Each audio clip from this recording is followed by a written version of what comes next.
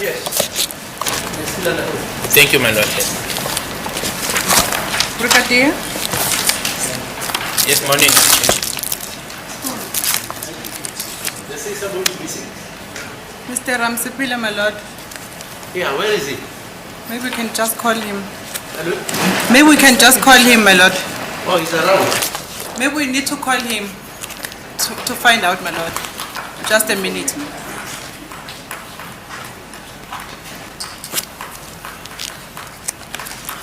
I see he sent a message, my lord, to say he's going to be a bit late. Says he had to take a detour due to traffic issues on the M1, but he didn't say what time. What is the estimated time that he might be here?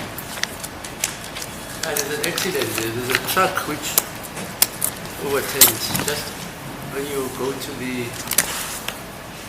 off-ramp of Eufis Road. Oh. But there's just curiosity value which is delaying the traffic because the road is still open.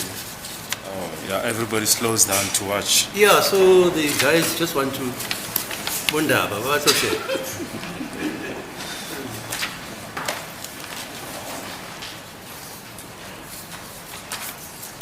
Okay, let's wait for him.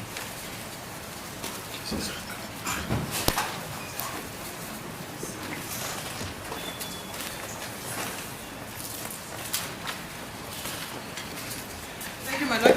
I've received a feedback from Advocate Mnisi. He says, you know, he is on his way, few blocks away from court, but we can start. Mr. Mnisi will stand in for him. We can? Start. He says we can start. We can start, yes. He has asked Mr. And then Mnisi Mr. to Mnisi will stand. stand in for him. Yes, my lord. Yeah, put it on record, you, Mr. Mnisi, because you are the conveyor of the news. This is the court, madam. I've just managed to talk to Mr. Ramusipili, who is informing me that it's just a block or two away from the court. In the meantime, we can proceed. I'll stand in for him, madam. Okay. That is the agreement between me and him. Thank you, madam. Okay.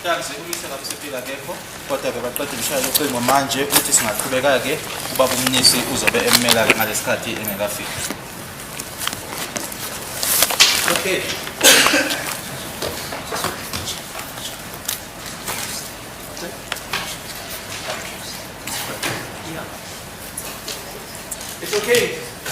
Accused number 2. Is it okay? It's okay, my lord. Okay, thank you, sir. Yeah. Yes, Miss Tronon. Thank you, my lord. Brigadier, Yes, my lord. I know you have already testified and you have been asked questions and most of them we have already answered. But Yes, ma'am. also, I'm also going to ask you questions. It's still on the same evidence that we have testified about, that we have already answered, but I need answers, new answers for the purpose of my cross-examination. Understood, my lord.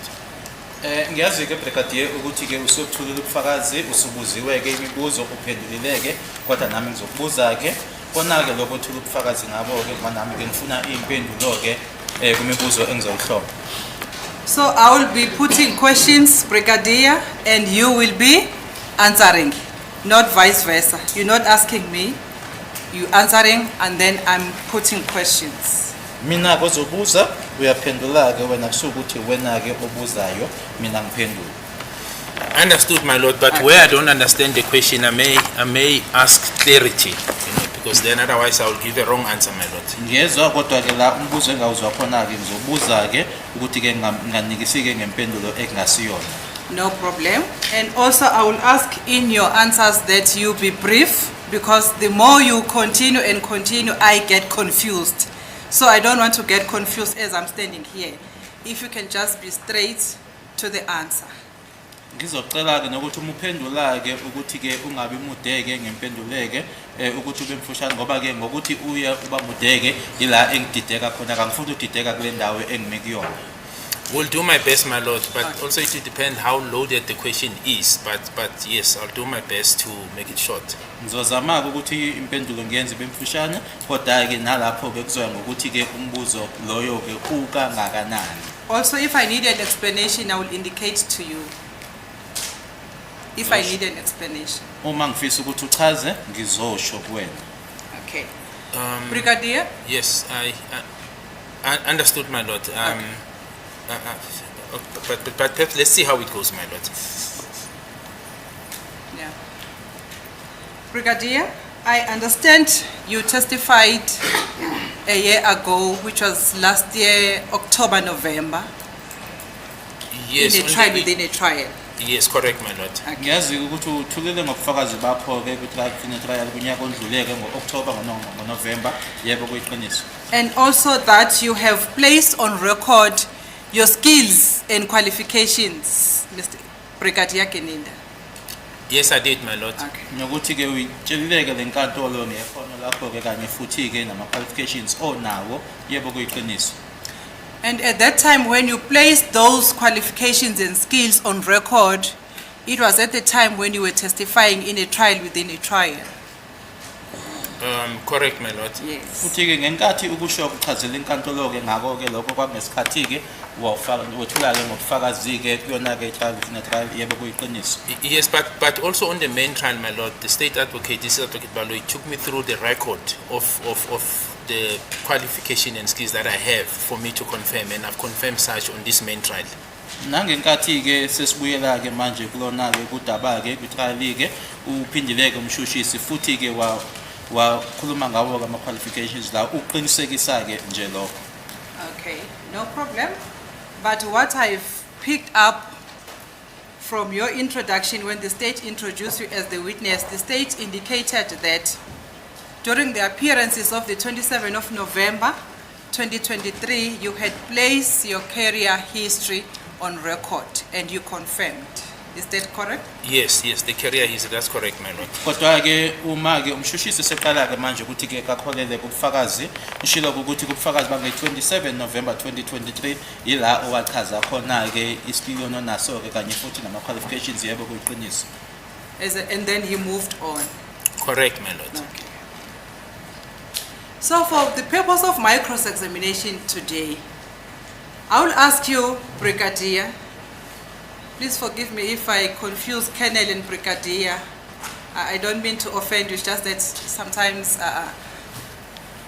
I'm not sure, it will be a slip of a tongue. Understood, my lord. Thank you. Brigadier, from the career history that we have placed before this court, I just want you to break it down for me in brief, because you have already placed it on record, from the period when you were employed in the services of the SAPS and the duration that you stayed or you remained on each and every department that you have worked in. If you can. If you can't, there is no problem.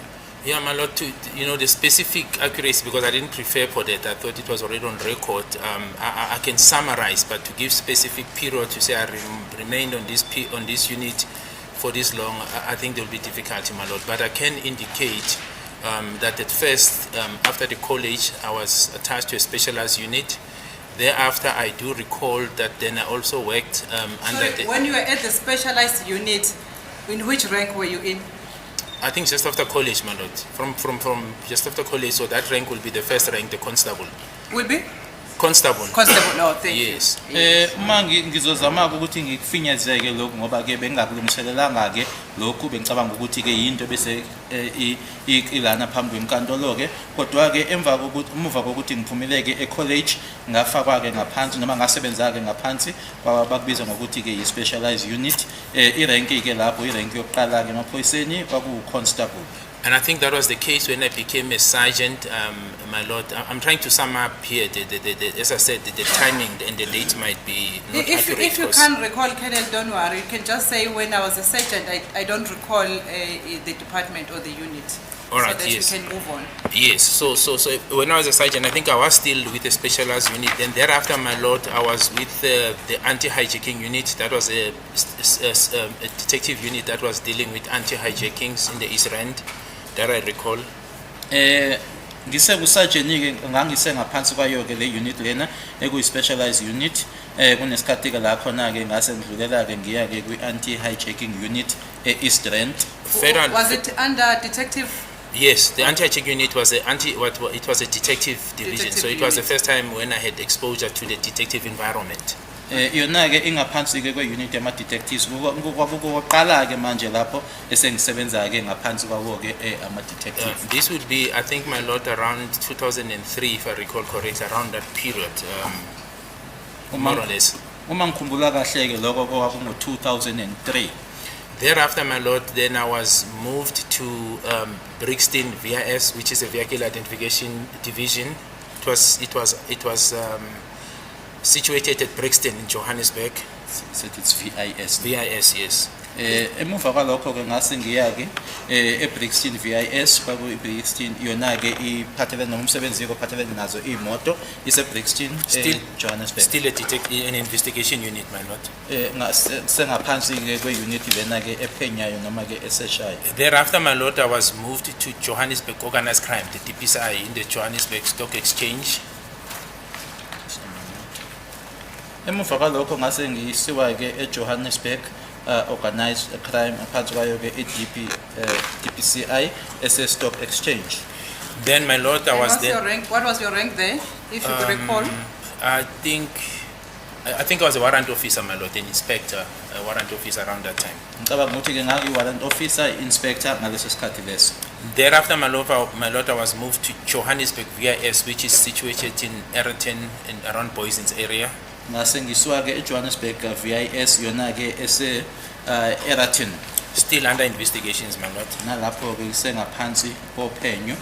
Thereafter, my lord, I was promoted, I think it was around 2009, to the captain's rank under Vereeniging investigation unit, the vehicle investigations unit in Vereeniging at the Val. So 2009 to captain. 2009, yeah. Vereeniging. Yes. Emuva kwalokho ngase ngikhushulwa ke ngesikhundla ke ukuba ucaptain kwango-2009 eVereeniging. Then my recollection, my lord, then I was moved back. I was then moved to the provincial detectives in Gauteng to run some investigations there, my lord. Emuva kwalokho ke ngase ngihanjiswa ngisiwa ke kuma-provincial detectives ukwenza ke uphenyo khona lapho. Then my recollection, my lord, then I think I was then moved to the office of the National Commissioner. Then the National Commissioner was General Biecha, under a multidisciplinary tax team investigation unit. It was a tax team, but it was falling directly under the National Commissioner General Biecha. Emuva kwalokho ngase ngihanjiswa ke ngisiwa ehhovisi lakhe ke ucommissioner, national commissioner ngaleso sikhathi uRea Biecha.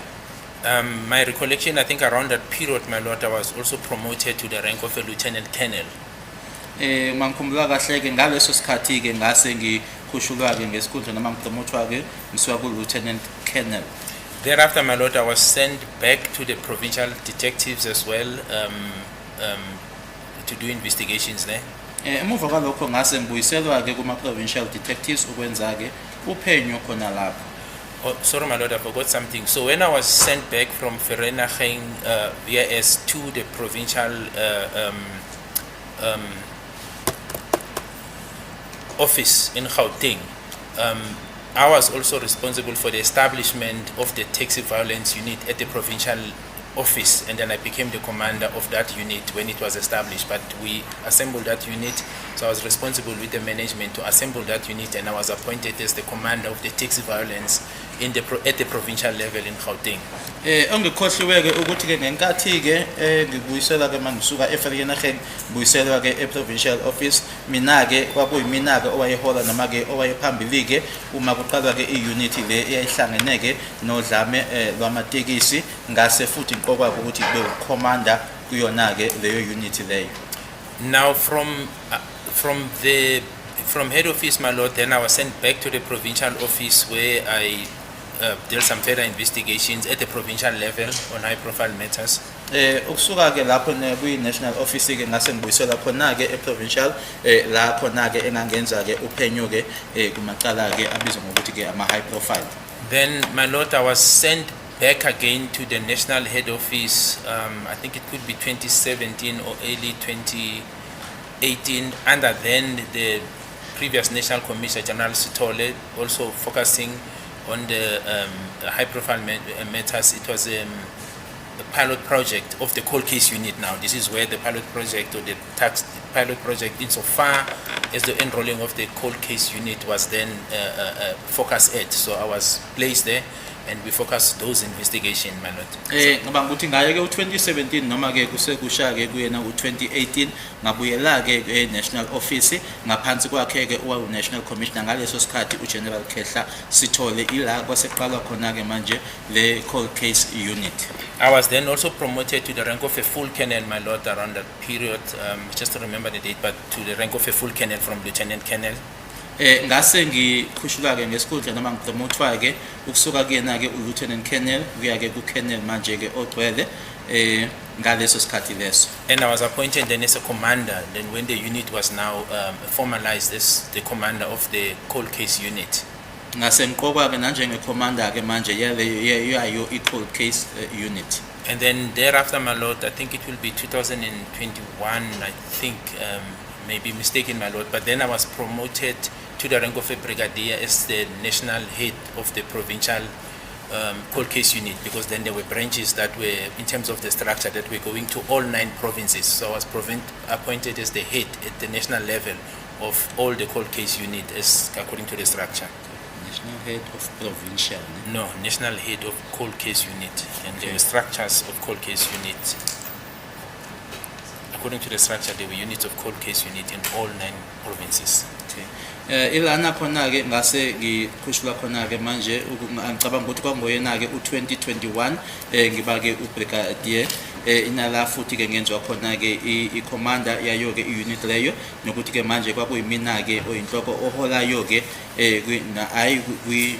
kwisifunda kodwa ke nationally ngoba ke i-cold case unit lena ke yayinamagatsha ke mina ke ngabekwa nanjengo yena ke oholayo nationally. Yeah, if it's not 2021, my lord, it's 2022, but I'm mocking that I think it's 2021, and that has been the position up to date. So I'm still the national head of the cold case unit, my lord. Ngicabanga ukuthi kwakuyena ke u2021 noma ke u2022 ukusuka ngaleso sikhathi kuze be manje ke kuseyimina ke oholayo ke noma ke oyinhloko ke khona lapho kuyona i-national cold case unit.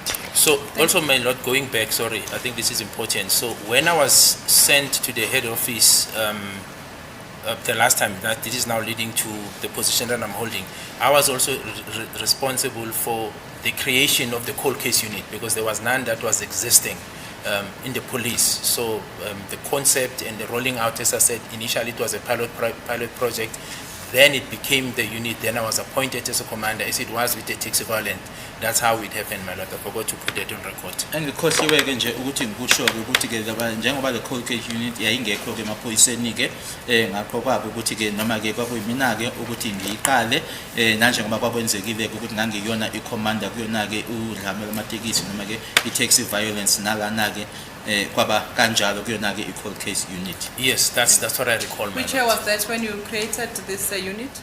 My lord, I think I don't know the date, Yeah, but okay. the structure has a date, because it's a formalized unit. So first it was a pilot project, then when the unit was formalized, it then had a date. So I can get the date and get back to the code, in the actual date in which it was made a unit. You know, there's a structure and the date in which it was established as a unit. Kune date ke la eyaqala khona ke yona ke i-unit lena ke kuzofanele ukuthi ngiyothola ke leyo date ngibuyele ke inkantolo ngizoyitshela. Thank you very much, Brigadier, for reminding me of your skills and expertise in the SAPS. Yes, my lord. I understand, or I want to believe, that you were also taking cases to court as you were working in all of these units.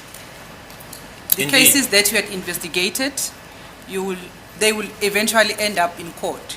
Yes, that's correct, my That's lord. correct. Ngicabanga-ke ukuthi-ke kuwona-ke wonke lama-unit usuwashilo-ke ubusebenza kuwona-ke wawathatha-ke amacala ukuthi-ke umuva kokuthi usuwaphenyileke ukuthi wasenkantolo yebo kuyiqiniso. And you will be taking witnesses to court and inform them what to do when they are in court. No, not necessarily. My role will be perhaps at the request of the NPA to bring the witnesses for consultation, and then the state prosecutor will then guide them in terms of what will be led. But yes, there will be instances where I would have to pick up the witnesses from point A to court for consultation and also during the court proceedings, if, for example, is those witnesses who don't have transport, or if the situation in a matter that we're investigating was posing some threat, where we needed to give security, then in those instances, yes, I will be involved. But other than that, witnesses will come to court on their own, consult, and will meet there and then go back in cases where there were no difficulties in terms of safety, my lord. Ngicabanga ukuthi-ke wawukuthi-ke ulanda ofakazi-ke ubusubatshela ukuthi yini kufanele bayenzeke enkantolo. Cha, akukanjalo-ke ukuthi kwakuba uma ngabe umshushisi ecela-ke ngihambe ngiyolanda ofakazi ngibalethe enkantolo-ke nokuthi mhlawumbe ufakazi kufanele-ke ahanjiswe ofakazi-ke la kutholakala khona ukuthi ufakazi-ke akanayo imoto, noma-ke okungamletha-ke enkantolo, noma kula khona ofakazi bonakala-ke ukuthi-ke mhlawumbe impilo yabo-ke isengcupheni ukuthi-ke bathole ukuvikeleka. Okay, thank you, Brigadier. In cases of murder, wherein there are deceased family, will you normally go and inform them of the proceedings? Would you normally go and inform them if the matter is going to High Court for trial or for whatever reasons? Will you update the family with such information? Yes, we will absolutely do, my lord. Yebo kwenza-ke lokho ukuthi-ke la kunamacala-ke la uthola ukuthi kunomuntu-ke oshonile khona-ke ukuthi sihambe siye emndenini-ke siwutshele umndeni ukuthi kwenzekani noma mhlawumbe icala lizoya enkantolo ephakeme noma liyakuphi.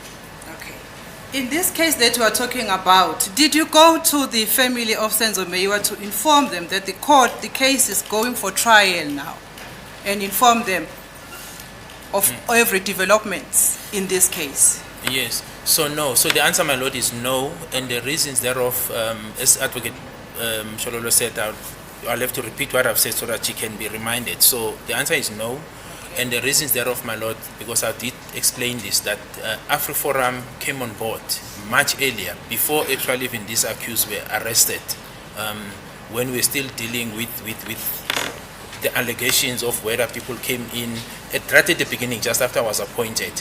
And then they placed themselves as a watching brief, and the understanding was that anything that we need to communicate to the family, it has to go through them.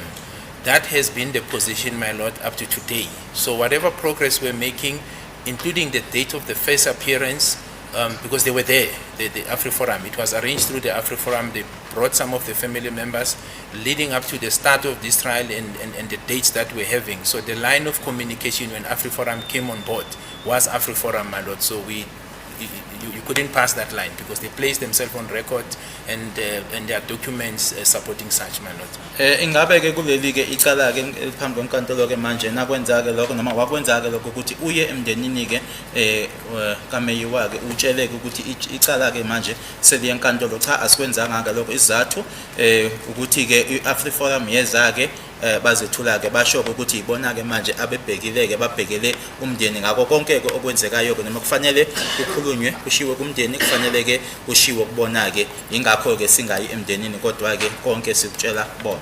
And specifically the person we're dealing with, my lord, is Advocate Nell himself and Andrew Lisk, but the team of AfriForum, all of them were then communicating with us. Then they will communicate insofar as the progress, as I said, up to the inception of the trial, and whatever communication, it goes through them, my lord, up to today. We'd never had a line of sight where they said they are now withdrawing so that we can have access to the family.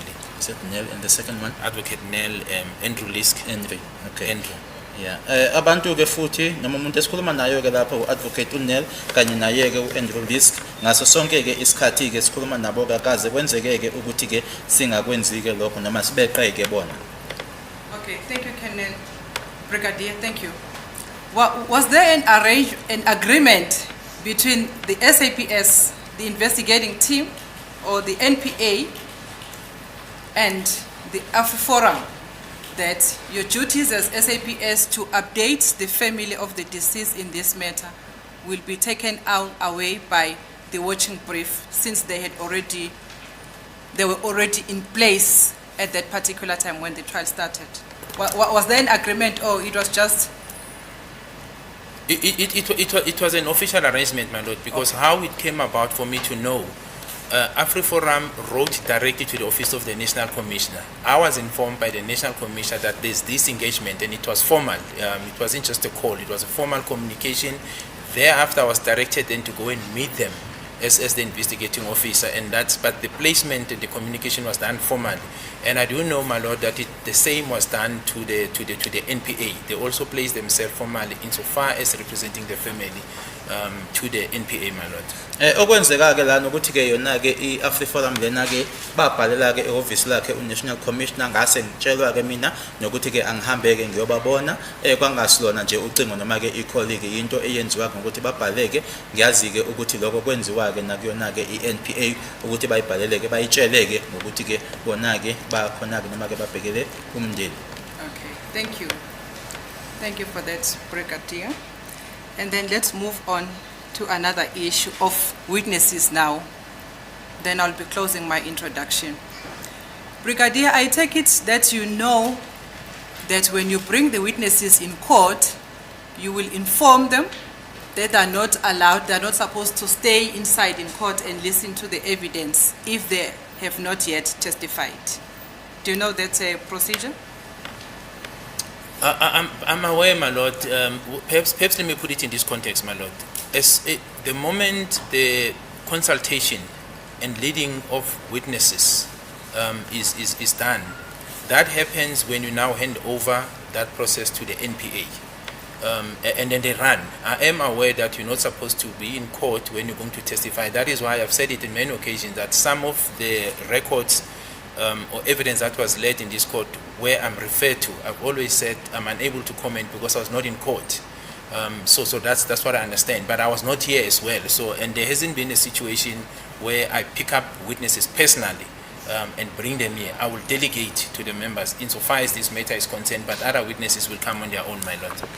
Ngiyazi yebo ukuthi kunjalo-ke ukuthi uma uletha ufakazi-ke enkantolo ufakazi kufanele ukuthi-ke angahlali-ke ngaphakathi enkantolo uma ukuthi usezokuthula ubufakazi bakhe-ke akakaqedi-ke noma akakakwenzi-ke lokho.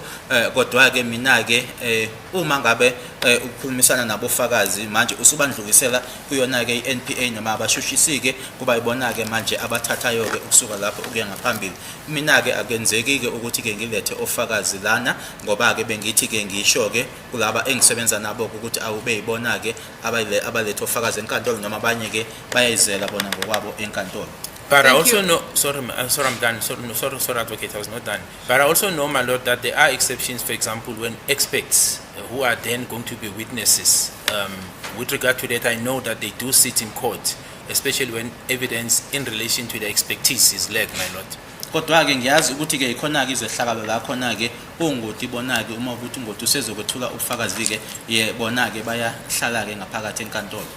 No, thank you very much. I just wanted to know if you do have that understanding that a witness, before he testifies, is not supposed to sit and listen to the evidence. Like I said, my lord, in certain exceptions, my lord, I know that, like I'm saying, experts, but generally that's my understanding. But it also should be noted, my lord, that some witnesses are laymen, are lay people, in terms of the law. So unless they are told, they will not know what to do. And I'm not referring to anyone in specific, but I'm saying it's not the same as when you deal with a person who is a police officer or a prosecutor or an attorney, for example, who is well equipped with the proceedings of the court in relation to someone who's just a lay person and no knowledge of the law. That person, unless he's directed to say sit here, do not sit here, he will not know what to do. Yebo ngiyakwazi-ke lokho nanjengoba bese ngishilo ukuthi khona-ke la khona-ke izehlakalo ongoti bona-ke bahlalayo-ke kodwa-ke abanye-ke ofakazi-ke akusibona-ke abantu abakwaziyo umthetho abangeke bakwazi lokho ngaphandle kokuthi-ke batshelwe-ke ukuthi abangakwenzi lokho kodwa-ke akufani nomuntu oyiphoyisa umshushisi umshushisi nommeli bona-ke abaziyo-ke ukuthi enkantolo kusebenzeka kanjani. But in this case, maybe to be specific, Brigadier, I'm referring to yourself as a senior police officer and who is also busy with studies of a law degree, if I'm correct. Yes, no, you're absolutely correct. Yes, if it's me, my lord, yes, I will know what to do, my lord. Kodwa lana ke ngikhuluma ngawe-ke oyiphoyisa-ke eliwumkantshubomvu futhi-ke umuntu-ke uma ngenza iphutha-ke ofundela ezomthetho, yebo uma ukuthi ukhuluma ngami-ke yebo ngiyazi ukuthi kufanele ngenzeni. So it means a witness of your caliber is cannot be expected to sit in court and listen to the evidence. So in order for him to be able to answer questions at the time when he testifies. Is that correct? Well, I can refer to myself, my lord, that I wouldn't do that. But I think circumstances differ, as I've said. But personally, yes, and hence I was not in this court when evidence was led, my lord. Yebo uma ukhuluma ngami-ke ngiyazi-ke mina-ke ngeke ngikwenzeke lotho kodwa-ke izehlakalo ziyehluka-ke kodwa mingakho-ke mingingekho-ke mina ngaphakathi enkantolo uma bekuthula ubufakazi.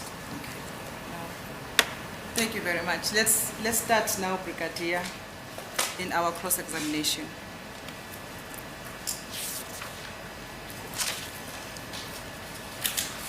Yesterday, when you were testifying, you testified that accused number 5 on the 26th of October 2014, as per the evidence of Constable S.S. Zungu, he was at Basuto Hostel, Fosloras. You remember that portion of evidence? I remember saying, as per the statement of Constable Zungu, not so much the evidence, my lord, because as I said, I was not in court, but I said insofar as his statement and also Kwabene, I think I referred to Kwabene as well, all the accused, and obviously that includes accused number 5, they were at Basutini Hostel, but I was referring to the statements because I was not in court when Constable Zungu testified.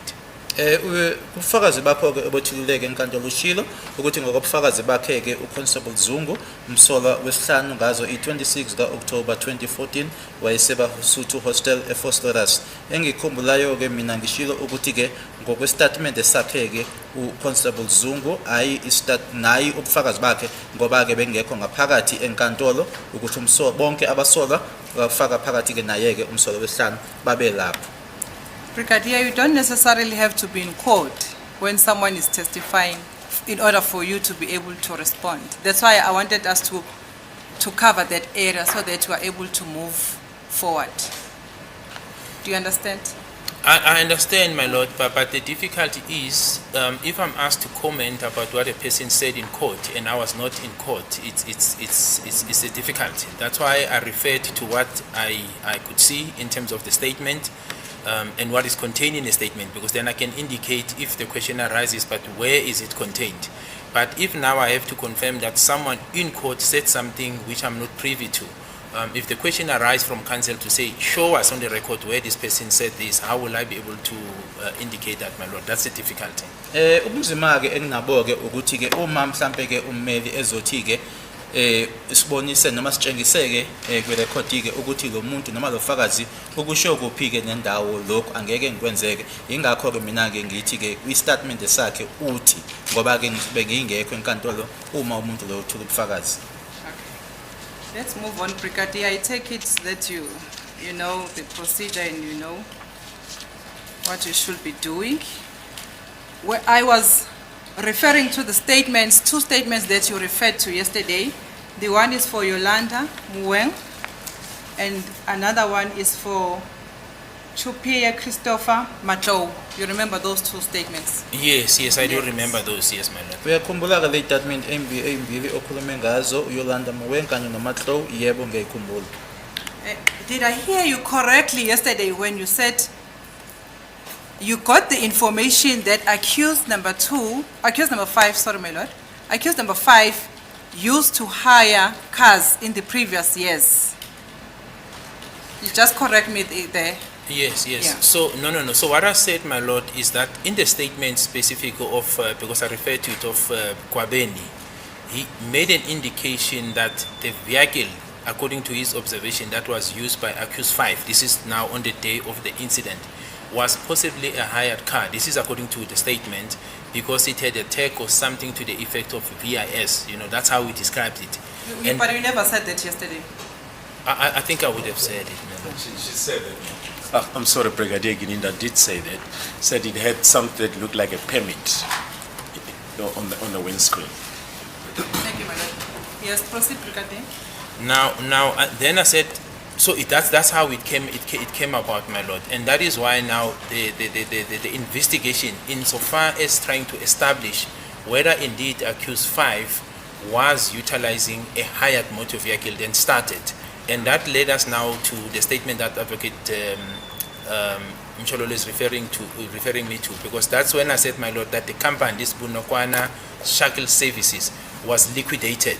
So we struggled to find those old directors and also the record. Then eventually we found the lady who gave an affidavit based on what you could find, even though it was not relevant insofar as the date we're looking for, to say, indeed I can find that the person you're searching for did hire a car at a certain stage. But insofar as the records of 2014, the dates that I was looking for October, as to whether he hired a car or not, she was unable to find it, because she says she's still searching and she will revert back to us once she has exhausted all the search. It's contained in a statement, my lord, and that is still the position. Ushilo-ke kubufakazi bakho-ke ukuthi-ke umsolwa-ke unumber 5 wayevame ukuthi-ke kwiminyaka endlule ukuthi ahambeke aye la kuhayelwa khona-ke ngeyimoto, ahayele imoto. Yebo, bengishilo ukuthi kwi-statement sakhe-ke uGwabeni ukushilo-ke lokho ukuthi ngelanga-ke lesigameko-ke imoto ayehamba ngayo umsolwa wesihlanu kwakuyimoto-ke ashilo ukuthi kwakuyi-hired, ngoba-ke ushilo ukuthi-ke kwakunalo mbhalo owawukhona-ke esicabheni noma kuyona-ke imoto kwakubhalwe u-VIS. Ingakho-ke sengishilo-ke ukuthi manje-ke sihamba ikona. Sorry. Okay, but it's fine. Okay. Lokho-ke kuholele ekuthini-ke manje uphenyo-ke lisihambiseke lisise kuyona-ke ikhampani noma-ke inkampani leyo ekwakuyiyona-ke eyenza lowo msebenzi-ke, kwatholakala ukuthi ikhampani leyo ayisekho-ke. Ingakho-ke umama lona-ke esimtholile-ke noma-ke istatement lesakhuluma ngaso-ke advocate sisho-ke ukuthi basezobheka-ke ngoba ama-record aleso sikhathi abanawo. Thank you, Brigadier. Can you take us through that statement that you referred this court to yesterday, which is A342? The ones that you have just made copies for me. Yes, I have it in front of me, my lord. That statement, Of Yolanda Muweng. yes, Yolanda Muweng. Yes. I think we have already placed the basis under which this statement was obtained. Am I correct? That is correct, my lord. Ubusushilo-ke ukuthi istatement lesi sathathwa kanjani. Yebo. Do you know perhaps who took down the statement? I think it will be one of my members, my lord. Let me just see. One of the investigating team in this? Yes, my lord. One of my team. I think it's Mukwena, but it's one of us, my lord. It's one of my members, the investigation Omunye-ke team. ozakwethu ithimba eliphenya ngicabanga ukuthi-ke uMukwena-ke ukuyena wabhala le statement. And who had requested Muweng to make this statement? It is me, my lord. Mina owacela uMuweng ukuthi-ke enze le statement. And that was upon her recovering the documents attached on this statement, because prior to her finding Don't worry, we're still going there, Brigadier. Oh, okay. I said, who had requested this person to make the statement? It was me, my lord. Yes, then stop there. Kwakuyimina-ke wacela-ke ukuthi uMuweng asenzeke istatement lesi. Yes. If you can just, my lord, with the leave of the court, if you can just place the content of the statement on record. It's very brief. We just got 4 paragraphs. It reads as follows, my lord. I, Yolanda Muweng, states under oath in English, I am a female. If you can just skip paragraph 1, my lord. Okay, paragraph 2 reads as follows. Yes. I hereby stating that I was a sole director of Bonakama, Car Hire and Shuttle until it was liquidated in 2016. Okay. I was... paragraph 3. I was confronted by Warrant Officer Mukwena from ACPS on 01/03/2024, inquiring about one of my company vehicles, which is a silver Polo Vivo, registration CT491ZGP. I was asked by the police of who rented out the said vehicle during October 2014, and I have checked on my records, but I could not find out who, since I did not find these records for the time. Inquiry is About, yeah, it's about, I don't know what it means, my lord, but paragraph 5 reads as follows. I only find out that Mr. Fisokuhle Ntuli did rented out the said vehicle on 2016-05-13 until 16-05-2016.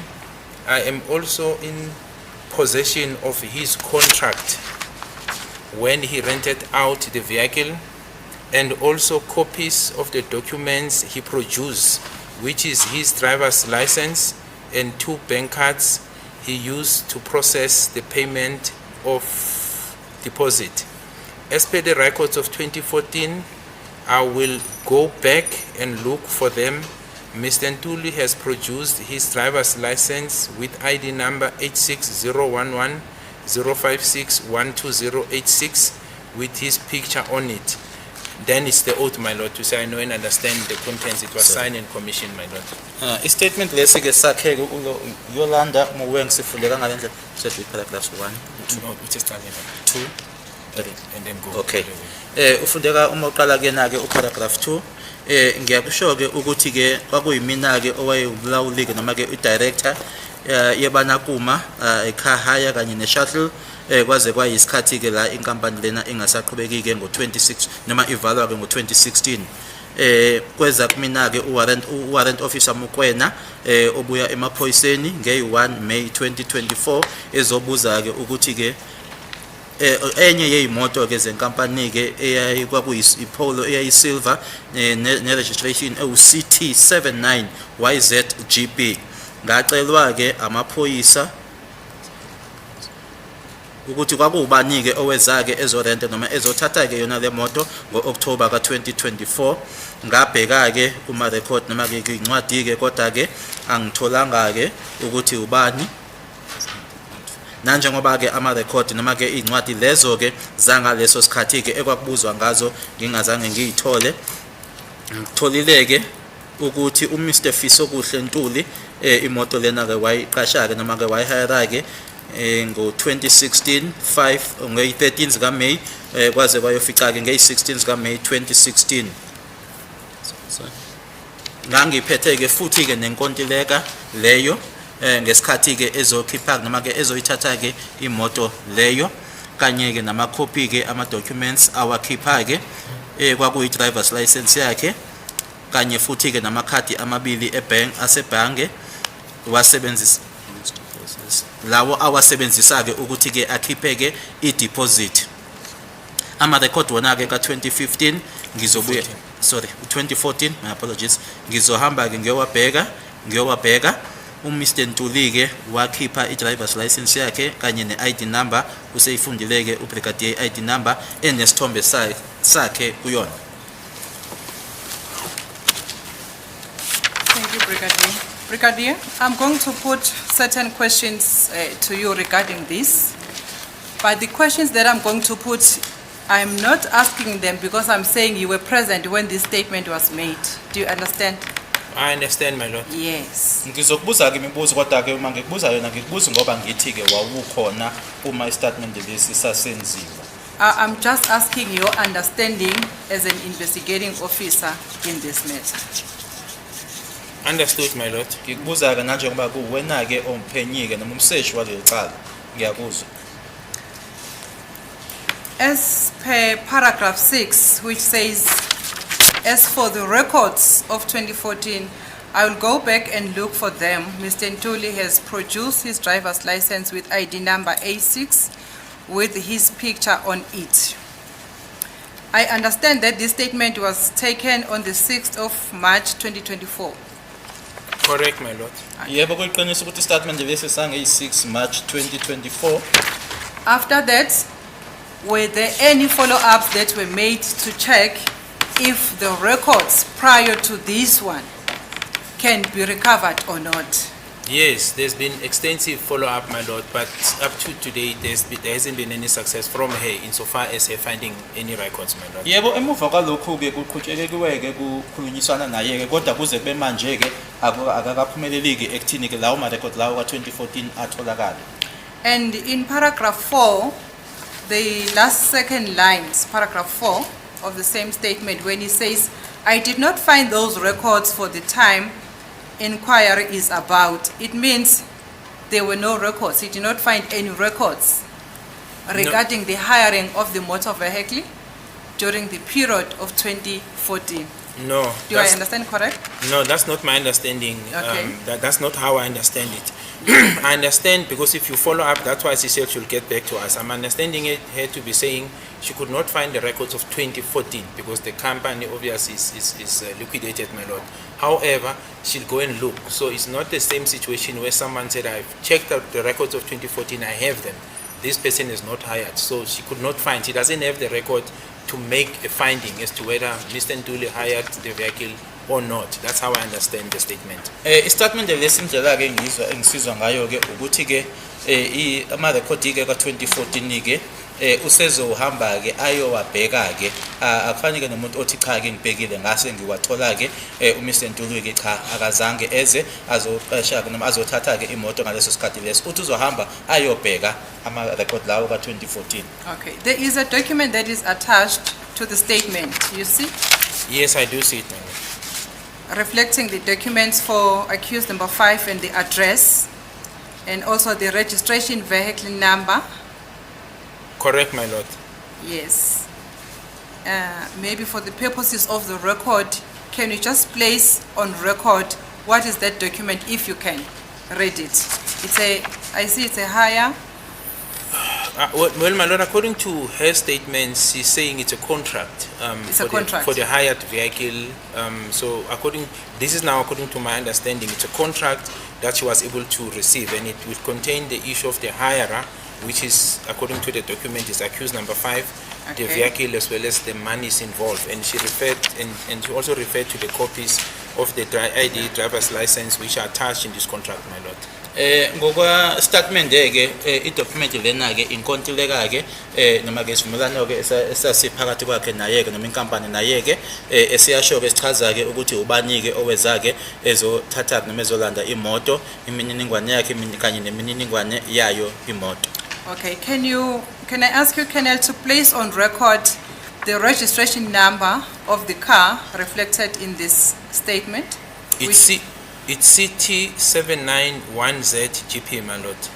Lana CT79YZ GP. Make and model?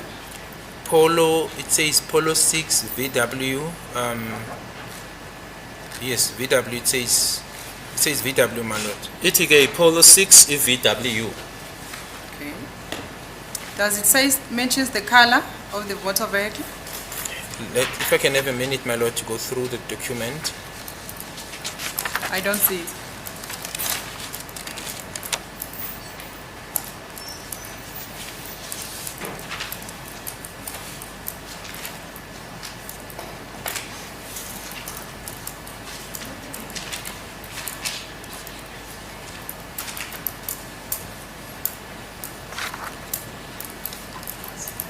I don't see it. Can I proceed, Colonel? Yeah, I don't see it, but don't if see I it. do find it, my lord, I'll indicate. But Can at you this also- moment, I don't see it, my lord. Can you also place on record the date, hire details, date in which this motor vehicle was hired? It's under the license number. So should I start with the higher detail, starting from the top? No, hire details, date out and time out, return date, if you can place on record those dates only. It's 13/05/2016, the date out, time Yes. 1500 hours, then return date 16/05/2016. Lana-ke imininingwane ingalendlela-ke ilanga-ke imoto yakhishwa ngalo-ke noma yathathwa ngalo 13/05/2016 isikhathi u-1500 uma ibuyiswa-ke kwakungeyi-16 May 2016. So do you agree with me, Colonel, that this motor vehicle, in terms of this document, it was hired by Mr. Ntuli during the year 2016 and not during the year 2014, according to this document? The document indicates that he hired it, my lord, in 2016, but it doesn't indicate that he didn't hire a car in 2014. Le document ke ithi imoto lena ke uma eyothatha ke noma ke ehire ke bakungo 2016 kodwa ayisho ke ukuthi ngo 2014 cha akazange athathe imoto. Thank you, my lord.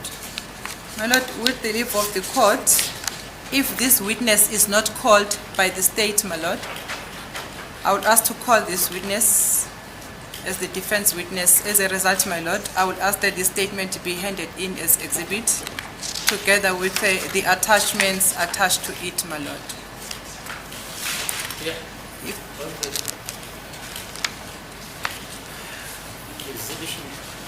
Exhibit number?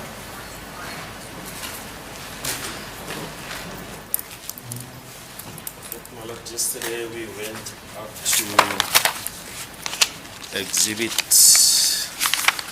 ZZ6.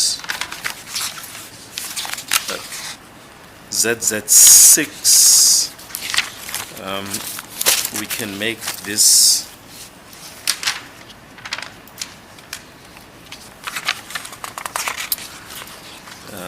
maybe just to keep it together with the document of Brigadier Gininda. We have exhibit C3A. We can make this exhibit C3B. Okay. That's the court business, my lord.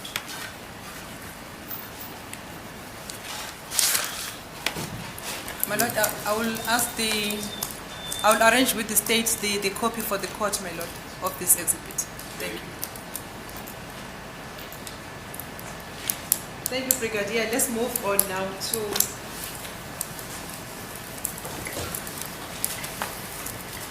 the second statement that we referred to. This court yesterday,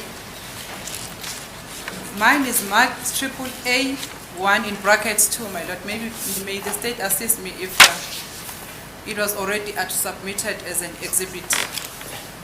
It looks like it's marked exhibit AAA1 in brackets 2, my lord. Okay. The small one, this one. Yeah. Nice. Oh, he's got it. He's got it.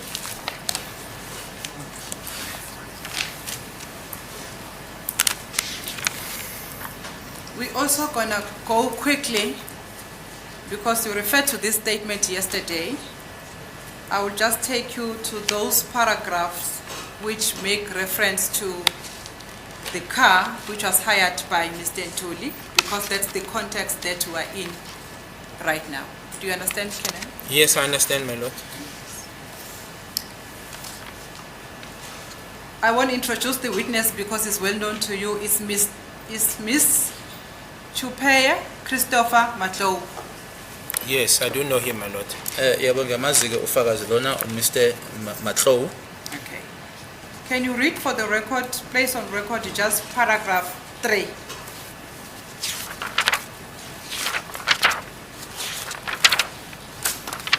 My lord, I will just refer the witness to specific paragraphs because I understand that this evidence was already placed on record. Thank you. I was on duty on Thursday, 18th November 20. It reads as follows, my lord. I was on duty on Thursday, 18th of November 2020 when I received a request letter dated 2020 November the 18th through the email from the Office of the National Commissioner. I was requested to assist with regards to the investigation on suspect motor vehicle status, including infringement notices as per Phosphorus Case 636 of 10/2014. I was also requested to document my findings in terms of Section 212 of the Criminal Procedure Act 1977, Act 51 of 1977, as a direct result thereof by virtue of my capacity as an investigator with direct access to the National Traffic Information System, open bracket, NATIS, close bracket, I hereby declare the following findings under Mr. Fisokuhle Ntuli, ID number 8601105612086, based on the request of Colonel Geninda S. Perfosaurus, case 636-10-2014. Oh, thank you. Are you the one who requested this information? Yes, I did. It was me. Paragraph 3 ufundeka ngale ndlela ke ngangisemsebenzi istatement sakhe ke uMahlow ngangisemsebenzini kwangolesine nge-18 November 2020 uma ngithola ke isicelo incwadi ke eyine date 2020-11-18 ngayo ke email buya ke kwi-office ke ye-National Commissioner ngacelwa ukuthi ngilekelele mayelana nophenyo ke umsolwa noma ke imoto kanye futhi ke namacala ke ayo imoto leyo ngokwecala ke Foslorus case 636-10-2014 ngacelwa futhi ke ukuthi ngibhale phansi ke lokho engakuthola noma ke engikutholayo ke ngaphansi kwawo ke umthetho usection 212 futhi ke nangokuthi ke ngiwuyena ke umphenyi ke la engisebenza khona ke futhi ngikwazi ke ukuthi ngithola imininingwane kuyona ke i-National Traffic Information System ababiza ngokuthi phecelezi ke i-NETIS ngiyasho ke ukuthi ke lokho kulandelayo ke ngakuthola ke ngaphansi kwakhe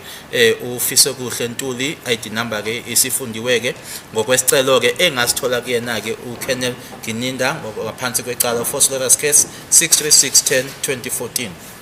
Thank you. Thank you, Colonel. Can I just move on? I want to ask you to read the following paragraphs because it is referring to the Nissan Almera. Do you see in that box under Yes.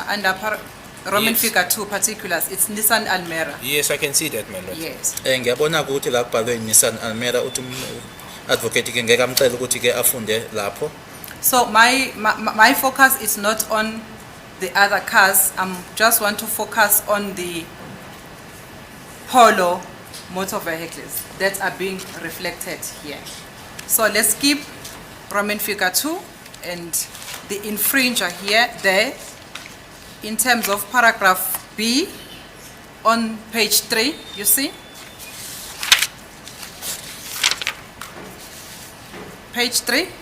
Yes. Paragraph page- B. Yes, I can see paragraph B on Yes. page 3. The date of infringement there is 14 July 2013. That is correct. That's correct. Okay.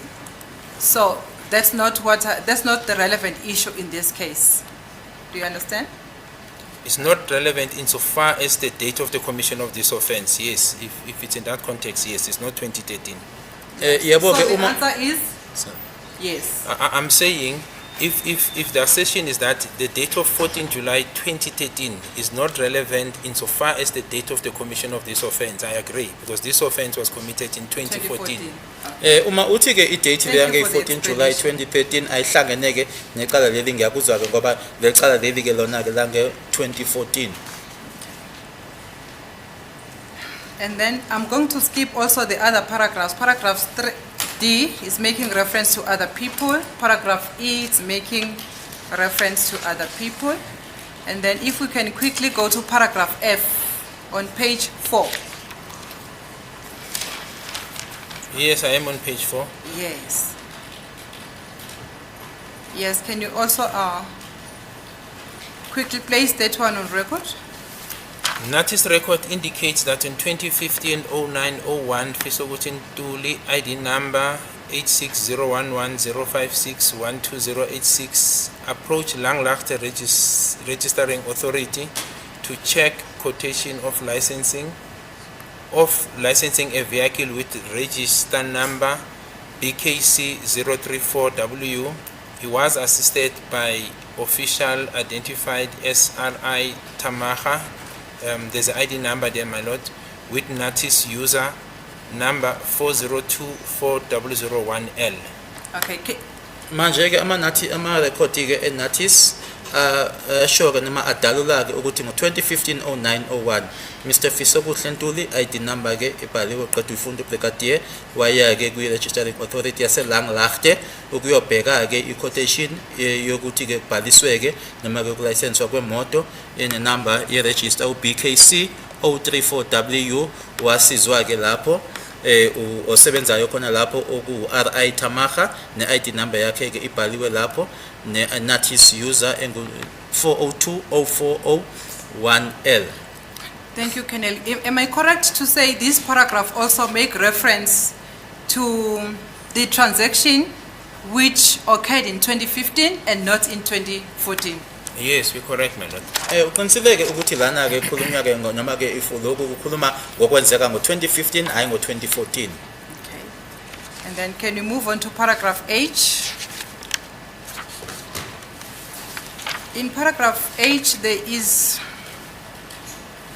a box there. You see that box? Yes, I see it. my lord. Infringer and motor vehicle particulars. Yes. Yes. Can you also just quickly place that one on record as we've done with the previous motor vehicle? Or should I lead you? The motor vehicle particulars. The motor vehicle particulars, I see, my lord, is a Volkswagen white in color. Registration is K. No, 1F2. EK. EKG615GP. Yes. And the date. Okay, then there's Date, under location, date and time of infringement, it's there. the date, my lord, is 2016-0209 in Johannesburg, and the time is 15:38. Imininingwane ke yana yalena ke imoto okay kubhalwe EK G615GP imoto ke emhlophe ngombala iVolkswagen idate ke u2016-0209 eJohannesburg.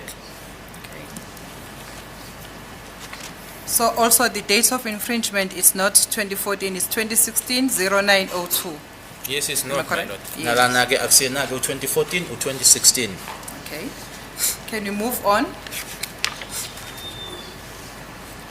Paragraph I, we're going to skip that one because it's talking about previous owners of this motor vehicle. And then J, we're also going to skip, and then we move on to paragraph K, which make reference to Mr. Fiso Butlentuli. You see that paragraph? I do see it, my On lord. page 6. Yes, I do see it. Okay. I see it, my lord. Yes, that paragraph also refers to the infringement which was issued to Mr. Fiso Butlentuli. The ID number is there, and the name of the officer who issued that infringement. Am I correct? Correct, my lord. Yebo ke kuyasho ke lana ukuthi ke okubani ke noma leli ke icala ngokuphathelene ke nezomgwaqo ke bhaliwe ngaye ke uMsofisa kuHlontuli nokuthi kwakubani ke iofficer lena ke okuyiyona eyayisebenza ngako lokho. On the following page, page number 7, in the box there, top corner right, motor vehicle particulars. You see that information? I see that, my lord. Yes. Can you also place it on record if you can read it? Yes, I can. The registration is CT79YZGP. It says hatchback, Volkswagen Polo. The color is gray. And then the date is 2016. And the 0320. vehicle owner? Well, it was it's Mr. Ntuli, Mr. F. Under the Own- box of a motor vehicle particulars. Vehicle owner? Vehicle owner. Vehicle owner. Yes. Banokwama fleet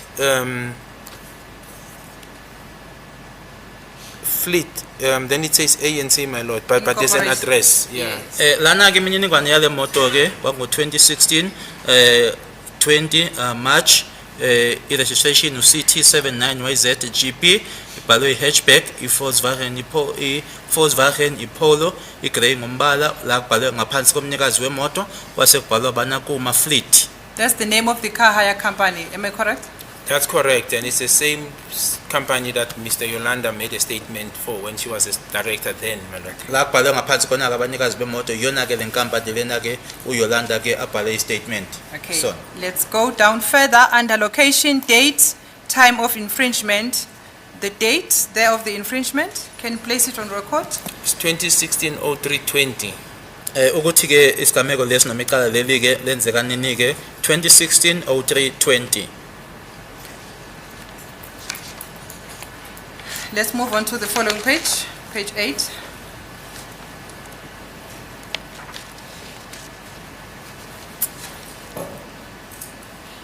Paragraph M. The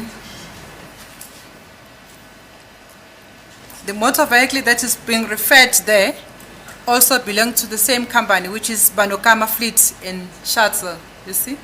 I see that, my lord. Yes, but Yebo ke lana ke kusakhulunywa ke ngemoto engaphansi kwayo ke iBanakuma a Fleet and Shuttle. that one was not hired by Mr. Ntuli, am I correct?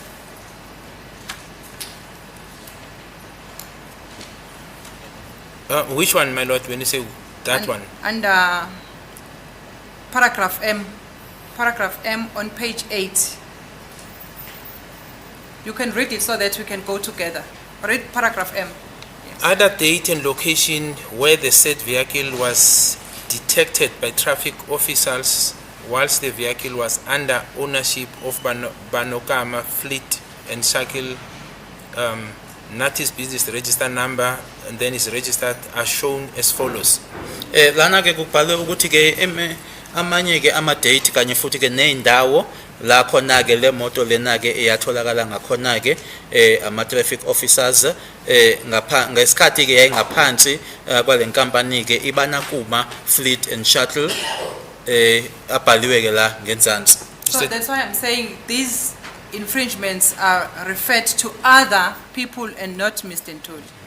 No, not necessarily, my lord. Yes. What the author is saying is that they picked up this vehicle. For example, the first date is 2014 October 03.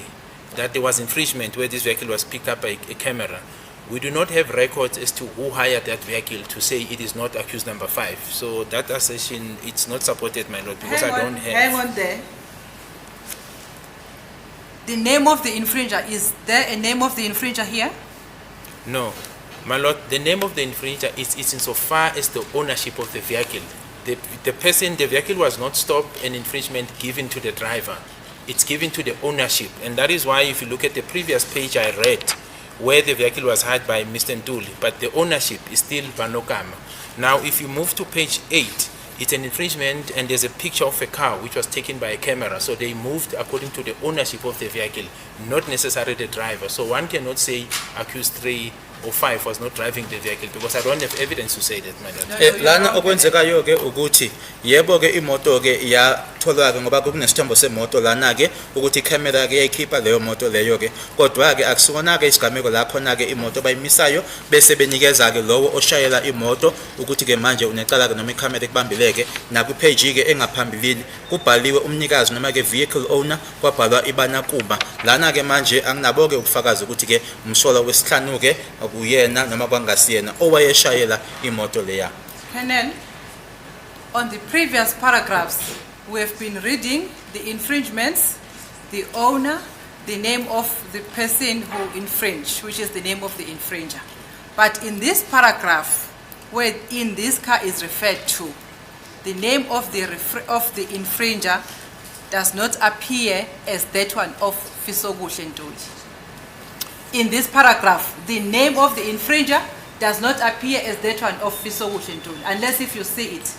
No, but equally so, it does not say he was not the driver. All paragraph M is saying is that other dates and location where the said vehicle was detected, my lord, the vehicle was detected in terms of the registration number, and then they gave the date, and one of the closest dates is 2014 October 03. They do not refer to a driver, so we don't know who was driving the vehicle. That is why I'm saying I cannot say accused 5 was not driving the vehicle because I do not have the record of 2014 as Miss Yolanda Mueng referred, my lord. So I can't say he was not the driver. I don't know who was hiring that vehicle on this specific date. Ngokwaloko kubhalwe lana ke ku M iyasho ke ukuthi ke amanye amalanga noma amanye ama date kanye nendawo ke la khona ke le moto lena ibona noma ke itholakala khona ilabo ke abasebenza emgwaqweni ama traffic officers ke ayisho ke ayikhulumi ngokuthi ubani umnikazi ke noma ubani wayeshayela ke ingakho ngisho ke ukuthi ke anginabo ubufakazi noma ama record angu 2014 ukusho ukuthi number 5 wayeshayela noma cha. So you don't know who was driving on this date? Yes, I do not know, but I can't equally say accused 5 was not driving because I don't have that evidence. That's what I'm saying, my lord. Yebo angazi ukuthi ubani washayela kodwa akangeke ngithi ke umsholo wesihlanu wayengashayeli ngoba ke anginayo leyo mininingwane noma lawo ma record lawo. Okay. Do you have any information that I don't know of suggesting that on this particular date, which is 2014 October 03, it was accused number 5, Mr. Ntuli was driving this motorcycle? No. Maybe I missed it. No. I do not have information of okay. of a car with a specific registration. What is contained in the docket is insofar as the description of the car on the date of 26th of October when this offense was given, and it refers to a VW Polo grey in color which was driven by accused number 5. Enginako ke mina ke kudokodo ke imoto ke echazwayo ke ngazo i26 ka October 2014 ekwakuyi Polo eyayi grey ngombala eyayishayelwa uyena umsolwa wesihlanu. When? At Basutin was still, my lord. I mean when, not where. When? Date? On the 26th of October. Oh, okay. On the 26th But of October 2014, there's evidence in the docket that the vehicle that was used as a getaway car when this offense was committed was driven by accused number 5. The vehicle is described as a grey VW Polo.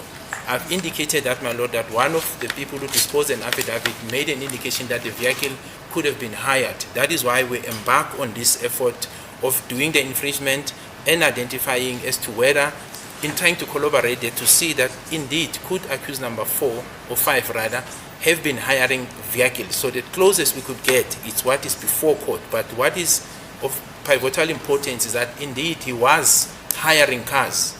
Although we don't have a date of 2014, but this record indicates that indeed he was hiring vehicles from Shuttle Services. Esinako ke lana noma ke kwidokodo ukuthi imoto eyasetshenziswa ngazo i26 ka October 2014 ekuyimoto ukuthi ke kuhanjwe ngayo uma kusuka ke kwindawo yesigameko kwakuyi VW iPolo eyayi grey ngombala ibona ke ubufakazi lobo esinabo ingakho ke futhi ke nalofakazi ke esho ke ukuthi le moto leyo ke kwakukhona ke kwabhaliwe okwakuyinkomba ke ukuthi imoto leyo kwakuyimoto eyayi hired ingakho ke kwaqala lo laphenyo ukuthi sibhekeke manje ukuthi ngaphambilini ukuthi umsholo wesihlanu ngabe umuntu ebeya yini aye kwindawo ekhipha noma ke ehire ngeimoto sakuthola ukuthi ngempela lokho kuyiqiniso.